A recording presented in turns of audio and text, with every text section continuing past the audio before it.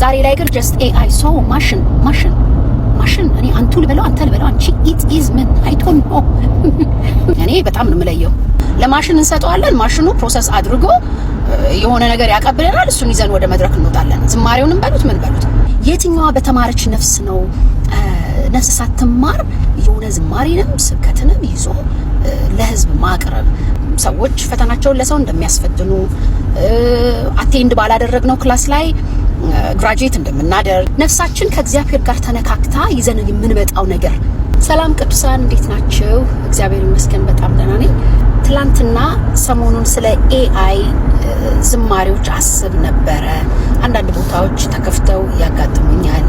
አንዳንድ ጊዜ ቸርች ውስጥ በማወቅም ባለማወቅ ሊሆን ይችላል። ብቻ አይደል ነው ያው ነገሮችን የምናይበት የራሳችን የሆነ እይታ ይኖረናል እና የማወራው ከዛ አንፃር ነው። እና ስለ ኤአይ መዝሙር ምንድነው ችግሩ? ምንድነው ተግዳሮቱስ? ምንድነው ጥቅም አለው ወይ? ግን ከምንም በላይ እንግዲህ ሚዛኑን ሊሰጠን የሚገባው መጽሐፍ ቅዱስ ነውና ከዛ አንፃር ምንድነው ማሰብ ያለብን? እና እሱ ላይ ነው ትንሽ እንግዲህ የፌስቡክ አካውንቴ ላይ ገብታችሁ አይታችሁት ከሆነ አሮንን የጠቀስኩት።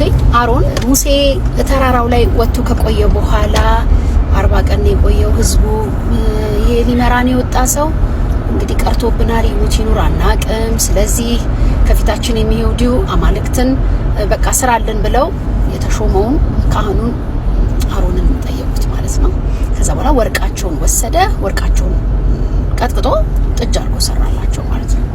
ከዛ ሙሴ ከመውረዱ በፊት እግዚአብሔር ነግሮታል፣ ይሄ ህዝብ ስተዋል፣ እንደዛ ነገር አለው። ሲወርዱ ደግሞ ኢያሱ ይሄ የድል ድምጽ ነው ሌላ በቃ ቢኮዝ ኢያሱ ስላልነበረ ነው፣ ተራራው ስር ነበረ፣ መሀላቸው አልነበረም፣ ሲፈጠር የነበረውን ነገር አያውቅምና ሙሴ ከእግዚአብሔር ጋር አውርቶ ስለነበረ እታች የተፈጠረው ነገር በደንብ ያውቃልና አይደለም አለው በቃ።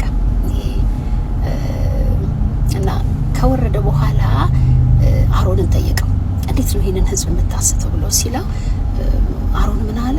ነው ያው ይሄንን ህዝብ የምታውቀው ነው፣ ወርቃችሁን አምጡ አልኳቸው ከልጆቻቸው ከነሱም ተሰበሰበ። እና ኢማጂን ማለት እንደ ሰውኛ ስታስቡት ወርቅ ስትወረውሩ እንዴት ነው ጥጃ የሚተፋው አይነት ነገር። እና የሆነ ሰሞን ላይ ነው ይሄ ነገር ግን እንዴት ነው አሮን እንደዛ ሊል የሚችለው? አይ ዶንት ኖ። እና አሁንም ላይ ቃል የሆነ ሀሳብ ትሰጡታላችሁ፣ መዝሙር ይሰጣል። ከዛም ደግሞ የሆነ ቃል ትሰጡታላችሁ፣ እንደ ስብከት አድርጎ በደንብ አድርጎ ያወጣል። ኦኬ ከቴክኖሎጂ ጋር ነው የምንሄደው። ከፊታችን የሚሄድ እግዚአብሔር ለሰው ልጆች አይምሮን ሰጥቷል። ግን እንደ ቸርች መንፈሳዊውን ነገር እንዴት ነው አድርገን ማስኬድ ያለብን የሚለው ነገር ሌላ ጥያቄ ነው። ማለት ከእግዚአብሔር ጋር ሳንነካካ ጀስት ሜቢ 5 ሚኒት 10 ሚኒት የሆነ ስብከት ይዘን እንወጣለን ማለት ነው። ግን ተጽዕኖ መፍጠር ይችላል? አይ ዶንት ቲንክ ሶ፣ አይመስለኝም። ማለት ነፍሳችን ከእግዚአብሔር ጋር ተነካክታ ይዘን የምንመጣው ነገር እያለ ልክ ሰዎች ፈተናቸውን ለሰው እንደሚያስፈትኑ አቴንድ ባላደረግነው ክላስ ላይ ግራጁዌት እንደምናደርግ ብዙ የኦንላይን ትምህርቶች አሉ። በዚህ ጊዜ ላይ ኦንላይን አትማሩም፣ ኮምፒውተራችሁን ዝም ብላችሁ ትከፍታላችሁ አለ። እንደዚህ አይነት ነገር ያው የታወቀ ነው። ኦንላይን ላይ ኮምፒውተራችሁን ኦን ታደርጉና ክላሱን ጆይን ታደርጋላችሁ፣ እናንተ ግን የላችሁም። ከዛ አይተናነስም። የትኛዋ በተማረች ነፍስ ነው ነፍስ ሳትማር የሆነ ዝማሬንም ስብከትንም ይዞ ለህዝብ ማቅረብ? በእርግጥ እውነቴን ነው የምላችሁ ስራው መንፈሳዊ ስለሆነ እግዚአብሔርም ሲሪየስ ስለሆነ የትም አይደርስም። የሰውን ነፍስ አይነካም፣ ተጽዕኖን አይፈጥርም። በዘመናት መካከል እግዚአብሔር ለሰው ልጆች ቃልን ሲያመጣ ያ የመጣው ቃል ይፈትናቸዋል። ለምሳሌ በጣም ዳይናሚክ የሆኑ በጣም የሚያስደነግጡ ምንድነው የሚሉ በጊዜው ላይ ልንረዳቸው ማንችላቸውን ትንቢታዊ ነገሮች እግዚአብሔር ለህዝቡ ተናግሮ ያውቃል። ለምሳሌ አሁን ከዮሴፍን ጀምር፣ ከአብርሃምን ጀምር። አብርሃም ጋር ቃል መጣ፣ ያ የመጣለት ጋር ግን ፈትኖታል። እኛ ግን ጀስት ለሆነ ማሽን ነው ለማሽን እንሰጠዋለን። ማሽኑ ፕሮሰስ አድርጎ የሆነ ነገር ያቀብለናል፣ እሱን ይዘን ወደ መድረክ እንወጣለን። ዝማሬውንም በሉት ምን በሉት ኦኬ አብርሃም ጋር ግን እንደዛ ነው ወይ የሆነው? ቃል መጣለት። ያ የመጣለት ቃል ግን 25 ዓመት ከእግዚአብሔር ጋር ያለውን ነገር አጠናክሮለታል። እምነቱን ቢውልድ አድርጎበታል። ዮሴፍ ጋር እንምጣ። በቃ ነዶች እንደሚሰግዱለት ምናምን እግዚአብሔር ተናገረው። አልጋ ባልጋ ነበር አልነበረም? ስንት ዓመት ነው በወንድሞቹ ተገፍቶ ምን ብሎ እግዚአብሔርን በሚያውቅ ማለት ነው። ዛሬ ለማሽኑ ለኤአዩ የሆነ ቃል ታቀብለዋለ። ጠዋት ላይ መዝሙር ወይ ስብከት ይዞልኝ እንትን ይላል። ከዛ መድረክ ላይ ወጣለሁ። ከነፍስ ጋር ያልተነካካ የሰራውን አምላኩን የማያውቅ ጊዜ ያልወሰደ በእግዚአብሔር ፊት ያልቆየ አይነት ነገር አይሆንብንም? ስለዚህ ማርያም ጋርም ልንመጣ እንችላለን። ማርያምን መጣ ጸጋን ሞላብሽ ሆይ ደስ ይበልሽ ምናምን ደስ ይላል። ከዛ ግን ሲሰቀል አይታለች፣ ሲወጋ አይታለች። ዛሬ ጋር ነው እንዴ መንበርከክ ሲያቅተን እኮ ነው የሆነ ግጥምና ዜማ እንዲሰራለን ምን ፈልገው። መንበርከክ ሲያቅተን፣ መቆየት ሲያቅተን በእግዚአብሔር ፊት ከህይወት መቅዳት እያለ አብሮ ከእግዚአብሔር ጋር በመቆየት እያለ ልክ ነው ማለት ሲሰሙት ደስ ይላል። በት እኔ አይ ዶንት ሃቭ ታይም ከመንፈስ ቅዱስ ጋር የተነካኩ ጣቶች ሲጫወቱልኝ ነው ደስ የሚል። ባባቸው ከመንፈስ ቅዱስ ጋር የተነካኩ ይሌለ መጽሐፍ ቅዱስ ሲናገር ሳውል ክፉ መንፈስ በሱ ላይ በመጣ ጊዜ ሰዎች መጡና በቃ ሲጥሩ አድርጎ በገናን የሚጫወት ፕላስ መንፈስ ያለበት በገና ብቻ አይደለም መንፈስ ያለበት የሚመረጥ ባችሁ እንዴ መዝሙር እኮ ብቻ አይደለም። እኔ አይ ዶንት ኖ ዘማሪዎች ኤክስፒሪየንሳችሁን ታውቁታላችሁ። አንዳንድ ዝማሬ ቀድሞ ይመጣል። ለምሳሌ እኔ አሁን በዚህኛው አልበም ላይ ሁለቱ መዝሙሮች ፈራ ፍርሃቴና አሜን የሚለው መዝሙር ስዘምረው ይሰፋኝ ነበር። በእውነት ነው ማለት ይሰፋኝ ብዬ ስላችሁ በልኬ ገና አልተሰፋም ነበር።